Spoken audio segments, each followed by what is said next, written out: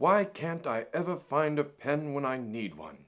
A question that has plagued mankind since the dawn of the multicolored biro. It sits along other infamous philosophical questions like, where's my other sock? And Grandma hasn't moved in a while. How long do I have to wait before giving her an exploratory poke to check if it's inheritance time? So why do pens leave us?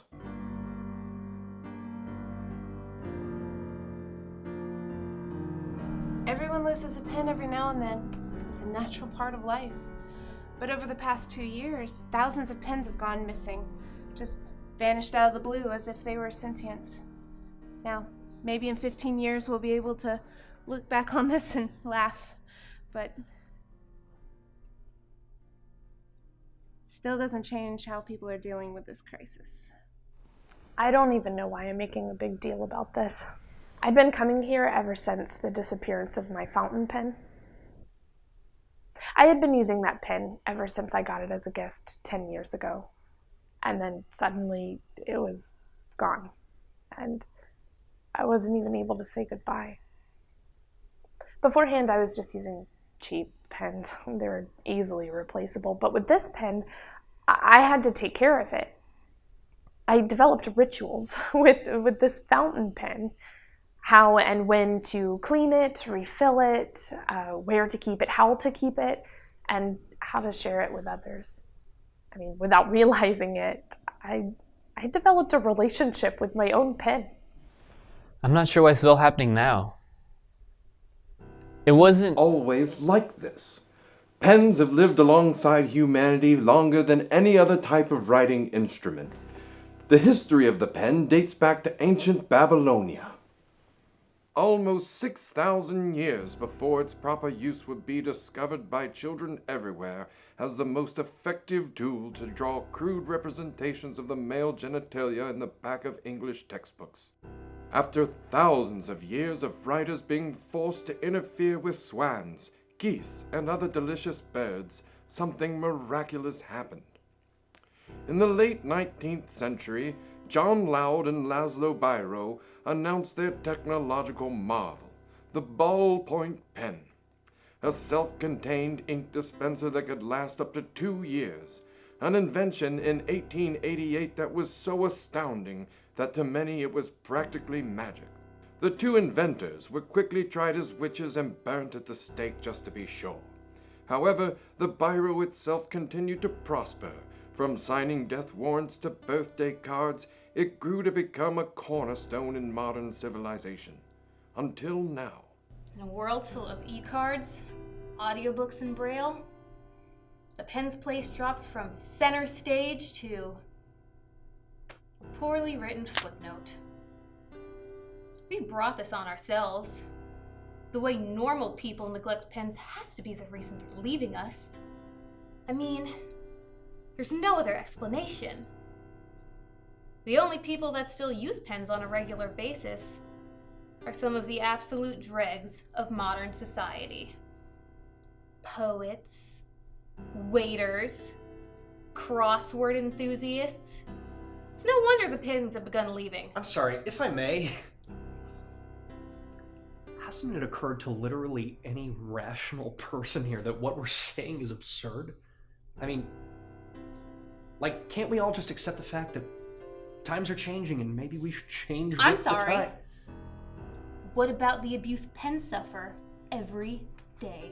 Constantly being chewed to barbaric disfigurement, pen lids are removed and forgotten about, causing a slow and agonizing suffocation. And most heinous of all is the enslavement and forced servitude across pens nationwide. Chained and helpless, they are used to write endless checks by the type of people that feel that washing their hands is an attack on their civil liberties. But if pens are leaving us, where do they go? Many never make it far at all. Some resort to hiding between cushions and under furniture in a desperate attempt to survive a fatal chew. The lucky ones may journey for several months to reach a lost and found box, a place where they can enjoy a quiet, reflective existence with their own kind. And the others? Some say they wish themselves away from our reality. Some say they slip through wormholes in space, and others say they fall down storm drains.